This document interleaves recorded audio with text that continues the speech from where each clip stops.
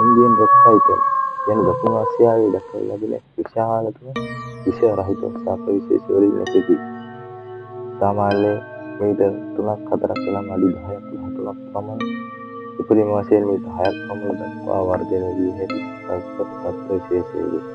Kilogram 50කට වඩා බරින් වැඩි විය හැකි විෂ රහිත මේ සත්වයා විශේෂයෙන්ම ඉන්දියාව, ශ්‍රී ලංකාව, නේපාලය, බංග්ලාදේශය, පාකිස්තානය වැනි රටවල් වල වනාන්තර තුනබිම්, ගල්කඳු, ගල්බිම්, වගුරු බිම් සහ ගංගා සහ වැව් ආශ්‍රිත ප්‍රදේශවල ජීවත් වන අතර මොවුන් ආහාරයට ගන්නේ මීයන්, හාවන්, කුකුලන්, වෙනස් පක්ෂීන්, වඳුරන්, මුවන් සහ කුඩා වන සතුන් වන අතර සර්පයා දීමේදී විෂ භාවිතා නොකරන අතර ඒ ගොදුර ශරීරයෙන් තදින් වෙලාගෙන හුස්ම නතර වන තෙක් සිර කරගෙන පසුව සම්පූර්ණයෙන්ම ගිල දමන මේ සත්වයා මිනිසුන්ගෙන් ඈත්ව සිටින අතර ජලයේ හොඳින් පිහිනා යා හැකි සත්වයෙකි.